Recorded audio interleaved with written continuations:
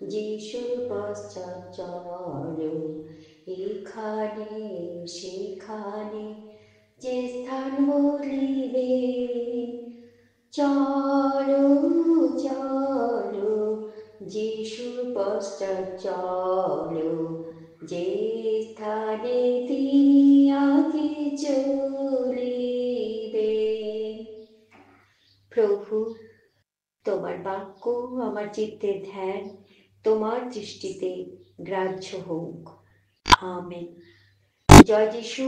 শ্রোতা বন্ধুরা, আশা করি সবাই ভালো আছেন। প্রভু যিশুর মধুর নামে এই নূতন প্রভাতে আমার ছোট্ট অনুষ্ঠানে সবাইকে স্বাগত জানাই। আজকের শাস্ত্র পাঠ পবিত্র শাস্ত্র বাইবেলের নূতন নিয়ম থেকে লূক লিখিত সুসমাচার 9 অধ্যায় 22 পদ এবং 23 পদ।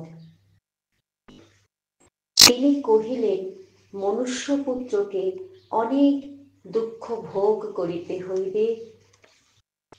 প্রাচীন বর্গ, প্রধান যাজকগণ ও অধ্যাপকগণ কর্তৃক অগ্রাহ্য হইতে হইবে এবং হত হইতে হইবে, আর তৃতীয় দিবসে উঠিতে হইবে।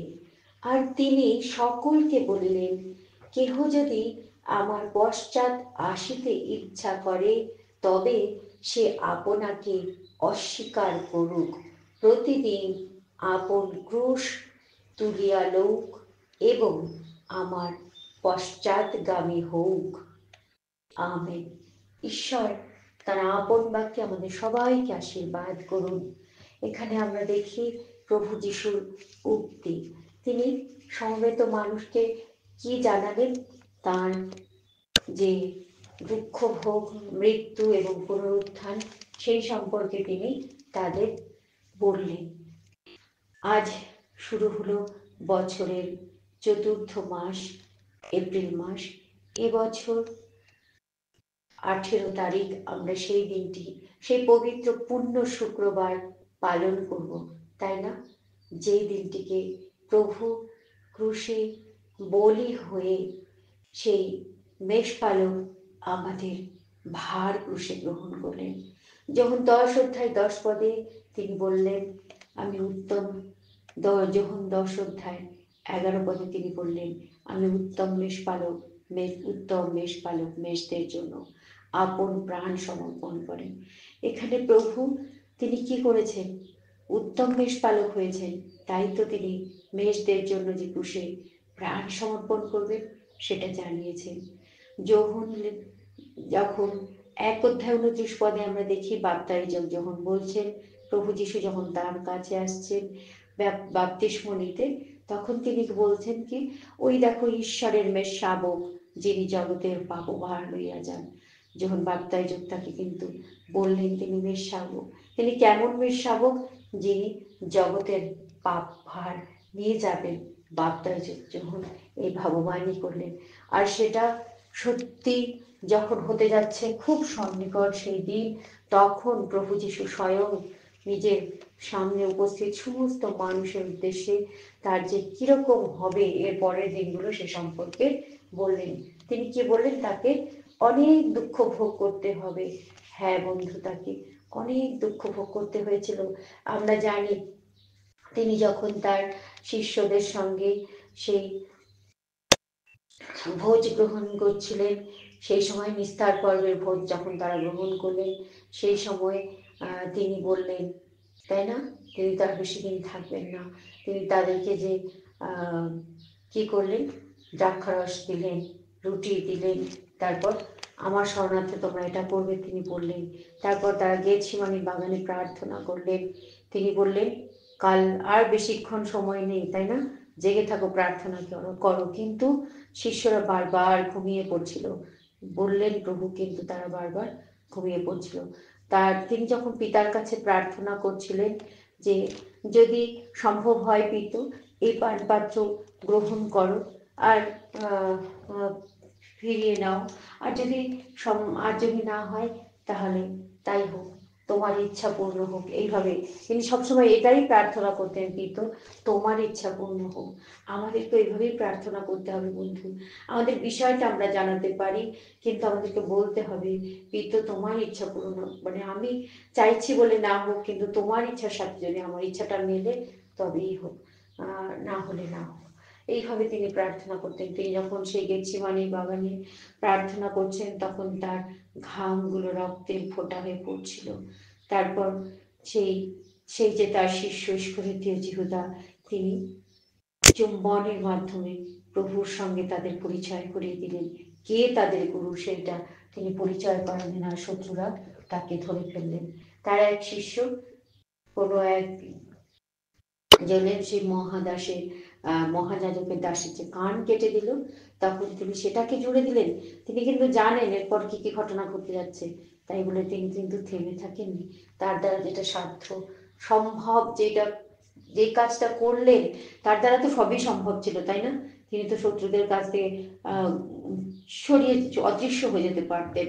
যেটা যেটা তিনি ওই মন্দিরে যখন তারা তাকে একবার ধাক্কা দিয়েছিল, তিনি তখন তারা তাকে ধরতে চেয়েছিল, তিনি সেই সময় উপস্থিত হয়নি বলে তিনি কিন্তু অদৃশ্য হয়েছিলেন। সেদিনও তিনি পারতেন, সেটা তিনি করেননি। তিনি যে একটা কাজ রেখে গেলেন, সেই কাজ বিশেষ যে দৃষ্টান্ত তিনি করলেন কি, সেই যার কান কেটে গেছিল তার কানটাকে তিনি জুড়ে দিলেন, খড়গ সংযত করতে বললেন। তারপর কি হলো, সেই সেনাদল তাকে ধরলো রোমান সৈন্যদের হাতে, তিনি ধৃত হলেন। তারপর সারা রাত ধরে তাকে এই বাড়ি ও বাড়ি সে বাড়ি করা হলো, তাই না? তার বিচার হলো। শেষে শুক্রবার দিন তার যে মৃত্যু পরোয়ানা এলো, পিলাত সেই অবশেষে জনতার চাপে বললেন তাকে ক্রুশে দিতে আর বারাব্বাকে মুক্তি দিতে। তারপর আমাদের প্রেমময় প্রভুকে ক্রুশে দেওয়া হলো বন্ধু। তিনি ক্রুশে হত হলেন, তিনি ক্রুশে গেলেন। তার আগে তাকে অনেক কষ্ট করতে হয়েছে, তাই না? তাকে 39টা বেত্রাঘাত করা হয়েছে, তাকে অনেক অপমান করা হয়েছে, নিন্দা করা হয়েছে, তাকে কতভাবে তার লাঞ্ছনা গঞ্জনা করা হয়েছে। আমরা যখন পড়তে থাকবো তখন বুঝতে পারবো এই সমস্ত তার যে হওয়ার ছিল এখানে, যে আমরা সৈন্যদের দোষ দেবো তা তো নয়, সমস্তই তো প্রিপ্ল্যান, তাই না?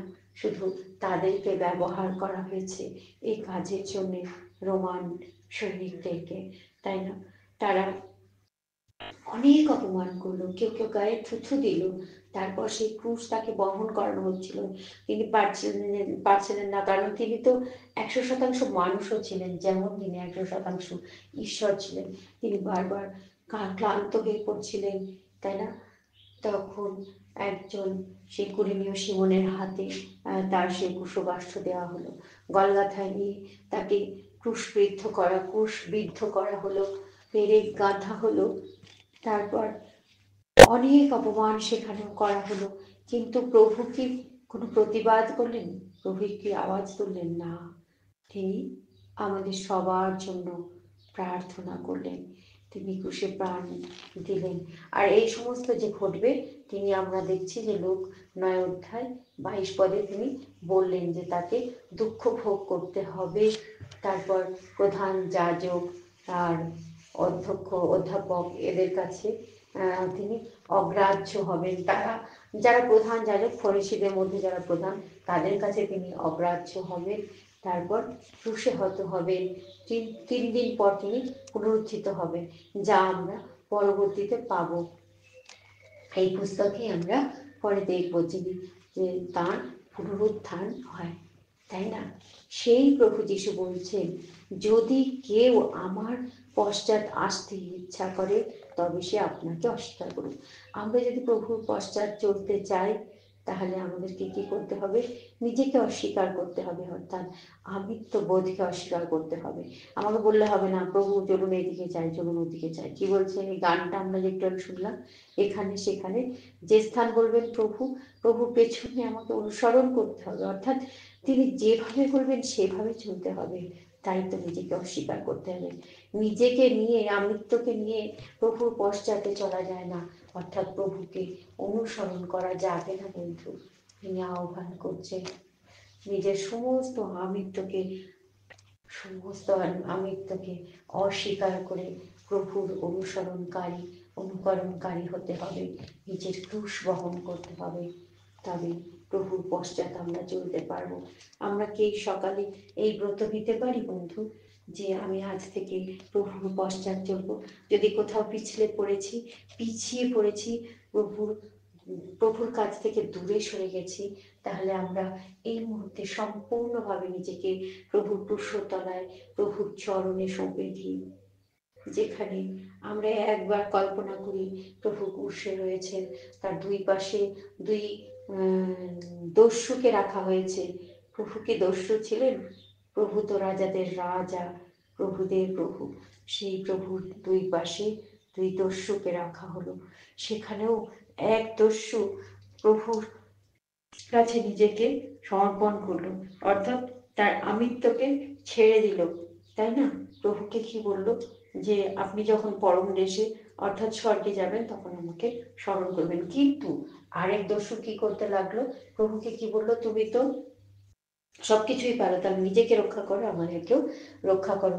সে কিন্তু প্রভুর কাছে নিজেকে সমর্পণ করলো না, তিরস্কার করলো। আমাদের মধ্যে এরকম মানুষ সবসময় দুজন দেখা যায়। আমরা সবাই হয়তো মণ্ডলীতে যাচ্ছি, উপাসনা আরাধনা করছি, ঈশ্বরের স্তুতি প্রশংসা করছি, কিন্তু আমাদের মধ্যেও কিন্তু দুই রকম মানুষ থাকে। কেউ হয়তো সেই প্রচার শুনে মনকে পরিবর্তন করছি, আর কেউ হয়তো ভাবছি তুমি যদি পারো, তুমি তো ঈশ্বর, তোমার তো অনেক ক্ষমতা, তাহলে তুমি আমার মনকে পরিবর্তন করে দাও। এরকম আমরা বলি, তাই না? কিন্তু আমাদেরকে প্রথমে তো নিজেকে অস্বীকার করতে হবে বন্ধু। নিজের মলিন হৃদয় ঈশ্বরের কাছে সঁপে দিতে হবে। নিজের পাপের কথা যা কাউকে বলা যায় না, হয়তো বড় লজ্জার, কেউ জানলে আমার অনেক ক্ষতি হয়ে যাবে, আমার মান সম্মান ধুলোয় মিশে যাবে, আমার হয়তো এই কথা বলা যাবে না, সমাজ থেকে বিতাড়িত হতে পারি। কিন্তু সেই কথা আমার প্রভুর কাছে আমরা বলতে পারি। প্রভু তো আমাদেরকে তিরস্কার করবেন না, কাউকে বলেও দেবেন না। তিনি কিন্তু, আমরা ওনাকে যতই অপমান করি, যতই লজ্জিত করি, যতই নিন্দা করি, যতই তার অবাধ্য হই, আমার কথা কিন্তু তিনি কাউকে বলেন না। তিনি তার কাছে রাখবেন, তিনি আমাকে ক্ষমা দেবেন। যিনি সব সময় প্রতিনিয়ত আমাকে ক্ষমা করেন, যিনি আমাকে তার রক্ত দিয়ে হৃদয়ে ধুয়ে দিতে পারেন, সমস্ত মন প্রাণ সূচি করতে পারেন, চলুন আমরা তার পশ্চাৎগামী হই, তার কাছে নিজেকে সম্পূর্ণভাবে সঁপে দিই। তিনি ক্রুশে প্রাণ দিয়েছেন, এমন এক নাম, যিশু নাম। যিশু কথার অর্থ ত্রাণকর্তা। এমন ত্রাণকর্তা আমরা কি আর দেখেছি কেউ, যিনি আমার জন্য ক্রুশে প্রাণ দিয়েছেন? একটা নাটক শুনছিলাম গতকাল, যার সাথে শুনছিলাম সে হয়তো ভাবছিল ও যেটা শুনছে সবই সত্যি, কিন্তু আমি কিন্তু প্রথম থেকে বলছিলাম না, হতে পারে না, আমার যিশু এরকম হতে পারে না। আমার যিশু, তার পুনরুত্থান হয়েছে। সেই নাটকটা বলছে যে এসব কিছু হয়নি, তিনি মারা যাননি, তারপর তারপর কি বলছে, তিনি পুনরুত্থিত হননি, তিনি জীবিতই ছিলেন, ওই ওখান থেকে বেরিয়ে তিনি অন্য পথে অন্যদিকে চলে গেছেন, আরো অনেক দিন বেঁচেছেন। কিন্তু আমি প্রথম থেকেই বলছিলাম না, আমার যিশুর যা যা লেখা আছে বাইবেলে আমার যিশু সম্পর্কে, সেগুলো সব সত্য। আমার বাইবেল সত্য, কারণ আমার ঈশ্বরের নির্দেশেই এই বাইবেল লেখা হয়েছে। ডক্টর লুক তো একা একা নিজে নিজে ইচ্ছে করে লিখে ফেলেননি। তো আমার প্রভু প্রসারিত হয়েছেন, তিনি মৃত্যু যন্ত্রণা সহ্য করেছেন, 3 দিন পর তিনি পুনরুত্থিত হয়েছেন, 40 দিন পর তিনি স্বর্গে আরোহণ করেছেন, 50 দিনে তিনি পবিত্র আত্মা পাঠিয়েছেন তার ভালোবাসার মানুষদের জন্য, যারা তার সেবা করে তাদের জন্য। বন্ধু, বাইবেলের লেখা মিথ্যা হতে পারে না। অনেকে অনেকভাবে কৌতুক করতে পারে, অনেকে অনেক কিছু লেখার চেষ্টা করে এই বাইবেলের ওপর, হয়তো অনেক বই তৈরি হতে পারে যে মিথ্যা করার জন্য, কিন্তু না বন্ধু, আমার প্রভুর বাক্য মিথ্যা হতে পারে না। এই বাক্য আদিতে ছিল, ঈশ্বরের কাছে, ঈশ্বরের সহিত ছিল, সেই বাক্যই মাংসে মূর্তিমান হলো স্বয়ং প্রভু যীশু রূপে। এই বাক্য কখনো মিথ্যা হতে পারে না। আমরা যখন এই বাক্য শুনছি, তখন কিন্তু আমরা ঈশ্বরের কথা শুনছি, তখন আমি আপনার কথা শুনছি না, বা আপনি আমার কথা শুনছেন না। যা লেখা আছে তা যদি আমরা বারংবার পড়ি, তবে প্রভু আমাদের কি বলতে চান তা আমরা বাক্যের মধ্য থেকে বুঝতে পারি। তাই সম্পূর্ণভাবে নিজেদেরকে প্রভুর চরণে সঁপে দিয়ে দিন শুরু করি। চলুন আমরা প্রভুর কাছে নিজেকে অস্বীকার করি, নিজেকে অস্বীকার করে প্রভুর চরণে আসি, প্রভুর পশ্চাৎগামী হই। তাহলেই আমরা পাপের ক্ষমা পেতে পারি। সেখানে রয়েছে ক্ষমা, প্রভুর কাছে রয়েছে শান্তি, প্রভুর কাছে রয়েছে স্বর্গীয় আনন্দ। এমন আনন্দ, অসীম সে আনন্দ, যে আনন্দের কোনো শেষ হয় না বন্ধু। চলুন আমরা প্রার্থনা করি, প্রভুর চরণে নিজেকে সঁপে দিই, তার কাছে শক্তি চাই যেন আমরা তার পশ্চাৎগামী হতে পারি, যেন আমরা নিজেকে অস্বীকার করতে পারি, প্রভু প্রকৃত অনুকরণকারী হতে পারি। তার জন্য শক্তি চাইতে হবে বন্ধু, একদিনে সম্ভব হয় না। তাই চলুন আমরা প্রার্থনা করি। এই পবিত্র মাসে আমরা সম্পূর্ণভাবে নিজেকে প্রভুর কাছে সঁপে দিয়ে নিজেকে তৈরি করে বন্ধু চলুন প্রার্থনা করি, প্রভুর কাছে শক্তি লাভ করি। Hallelujah, hallelujah, hallelujah, hallelujah Lord, hallelujah. ও প্রীত, তোমার নাম পবিত্র বলিয়া মান্য হোক, তোমার রাজ্য আসুক, তোমার ইচ্ছা সিদ্ধ হোক, যেমন স্বর্গে তেমনি পৃথিবীতে হোক। প্রেমময় প্রীত, নতুন দিন, নতুন সকাল, নতুন বাক্য তুমি দিলে প্রভু। তোমার বাক্যের মধ্যে দিয়ে যে মেসেজ দিতে চেয়েছ, তার জন্য তোমার মহানভাবে ধন্যবাদ করি প্রেমময় প্রভু। তোমার জয় জয়কার হোক প্রভু গো, তুমি স্বীকৃত হও। হালেলুয়া। ভক্তিপূর্ণ প্রণাম, শ্রদ্ধাপূর্ণ ভালোবাসা নাও প্রভু। তুমি আজকে সকালে আমাদের কাছে যে সুসমাচার রেখেছো, যে শুভ সংবাদ রেখেছো, তুমি আমাদের জন্য খুশি হবে, তুমি পুনরুত্থিত হবে, তুমি অনেক দুঃখ যন্ত্রণা ভোগ করবে, আর সবই সত্যি হলো প্রভু। সবই সত্যি হয়েছে, কোনোটাই মিথ্যা হয়নি। বাইবেলের বাক্য মিথ্যা হতে পারে না, তোমার মুখের কথা কখনো মিথ্যে হতে পারে না প্রভু। সমস্ত কিছু উল্টে পাল্টে যেতে পারে, কিন্তু তোমার বাক্য কখনো লোপ হবে না প্রভু, কখনো শেষ হবে না, কখনো কেউ মিথ্যা করতে পারবে না প্রভু। আমি দৃঢ় বিশ্বাস করি তোমার বাক্যে প্রভু, আর তোমার পশ্চাৎগামী হতে চাই প্রভু। তুমি আমাকে সাহায্য করো, আমার শ্রোতা বন্ধুদেরকে সাহায্য করো প্রভু। এই বাক্যের মানে যেন আমরা বুঝতে পারি, যেন আমরা তোমার পশ্চাৎগামী হতে পারি প্রভু, যেন তোমার অনুকরণকারিণী হতে পারি প্রভু। তুমি আশীর্বাদ করো অপিত, আমাদের মধ্যে যেন শুধু তোমার সৌন্দর্য দেখা যায় প্রভু। তুমি আশীর্বাদ করো, সাহায্য করো লর্ড। তোমার ধন্যবাদ করি প্রভু। আমরা বছরের চতুর্থ মাসে এসে পড়েছি, তোমার দয়ায়, তোমার অনুগ্রহে। 3টি মাস তুমি আমাদেরকে কাটাতে সাহায্য করলে, নতুন বছরের ধন্যবাদ জানাই। এই পবিত্র মাস প্রভু, তোমার সেই পুণ্যতিথি আমরা পালন করব প্রভু, তোমার সেই বিজয় যাত্রার দিন আমরা পালন করব, তোমার সেই পুনরুত্থানের দিন আমরা পালন করব। আর তার জন্য তুমি আমাদেরকে প্রস্তুত করো প্রভু। সমস্ত জাগতিকতা ভুলে আমরা যেন আত্মিক হতে পারি প্রভু, সম্পূর্ণভাবে যেন নিজেকে সঁপে দিতে পারি, শুধু দেখানোর জন্য পালন না করি প্রভু, শুধু আনন্দ করার জন্য পালন না করি, বরং আমরা নিজেকে অস্বীকার করে স্বর্গীয় আনন্দে যেন মেতে মেতে উঠতে পারি প্রভু। তুমি যে আমাদের জন্য নিন্দা, অপমান, লাঞ্ছনা, যন্ত্রণা সহ্য করেছ, তা যেন আমরা উপলব্ধি করতে পারি প্রভু। হে রাজাধিরাজ, তোমাকে কাটার মুকুট পরানো হয়েছিল, কিন্তু তুমি যখন আসবে প্রভু, যখন তোমার দ্বিতীয় আগমন ঘটবে, রাজাধিরাজ তুমি রাজার মুকুট পরবে, তুমি বরের বেশে আসবে প্রভু। তখন যদি আমরা তৈরি থাকতে পারি, তবে তোমার সাথে আকাশ পথে মিলিত হতে পারবো, তোমার সেই স্বর্গীয় আনন্দে, অনাবিল আনন্দে তোমারই কাছে থাকতে পারবো প্রভু। তুমি আমাদেরকে তোমার সিংহাসনে বসতে বলেছ প্রভু, তুমি আমাদের জন্য স্থান প্রস্তুত করতে গেছো।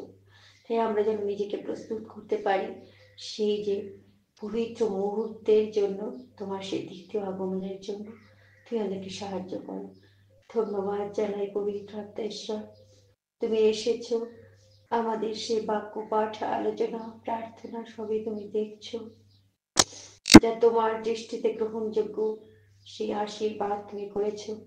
আর যা তোমার দৃষ্টিতে গ্রহণযোগ্য নয় এমন কিছু চেয়েছি, তার জন্য ক্ষমা চাই। আর বিশ্বাস করি প্রভু তুমি ক্ষমা করেছো। ও কিন্তু যতজন এই অনুষ্ঠান শুনবেন, তুমি সবাইকে আশীর্বাদ করো, সবার কঠিন হৃদয়টাকে বের করে তুমি তোমার সেই নূতন হৃদয়, নূতন আত্মা দিয়ে প্রভু। ও প্রভু, তুমি আরোগ্যকারী ঈশ্বর। তাই আজকের দিনে যে অবস্থায় মানুষ, কেউ যদি খুব কষ্টে অসুস্থতায় রয়েছে, তাও তুমি জানো, তাদেরকে আরোগ্য দান করো প্রভু। ভীত, যারা হয়তো অশান্তির মধ্যে রয়েছে, যারা হয়তো তোমার আনন্দ খুঁজে পাচ্ছে না, তাদের কাছে তোমার এই মেসেজ দাও প্রভু। যাদের কেউ নেই, যার কেউ নেই, তার জন্য যে তুমি রয়েছে প্রভু, তার সমস্ত চিন্তার ভার যে তুমি নিয়েছো। তুমি যে বলেছো তোমার বাক্যে প্রভু গো, তোমাদের বিষয়ে আমার চিন্তা আছে। এই মেসেজ তুমি সবার কাছে পৌঁছে দাও প্রভু। আমি জানি না কিভাবে সম্ভব, কিন্তু তুমি জানো প্রভু।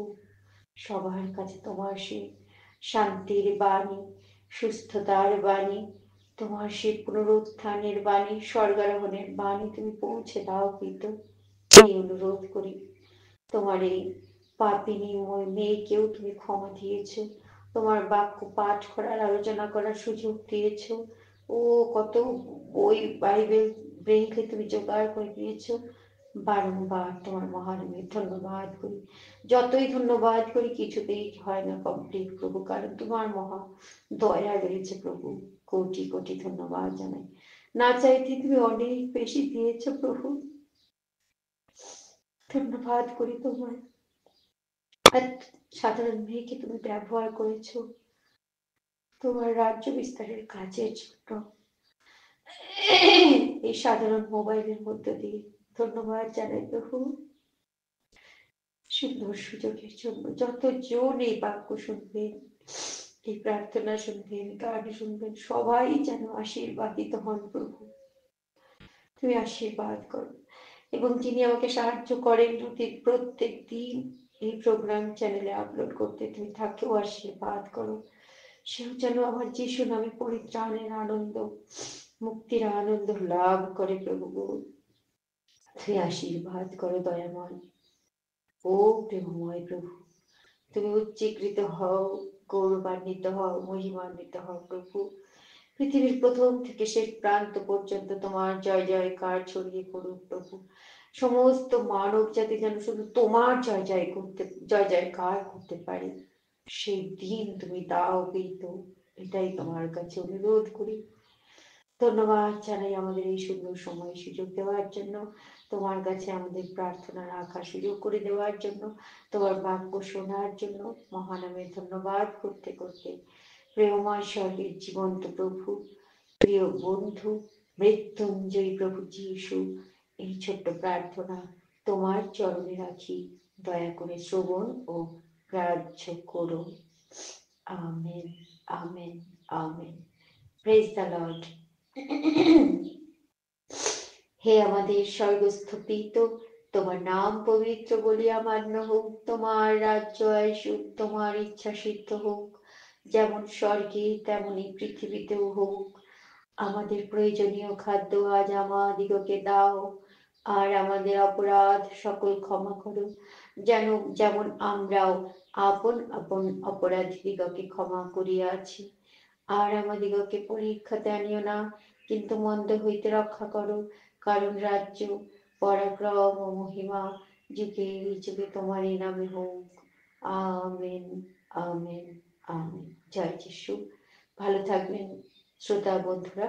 ঈশ্বর সবার মঙ্গল করুন, সবাইকে আশীর্বাদ করুন, প্রত্যেকে শুভ ইচ্ছাগুলো সুসম্পন্ন করুন। এই শুভ কামনার সাথে আমার অনুষ্ঠান শেষ করছি। Have a nice day.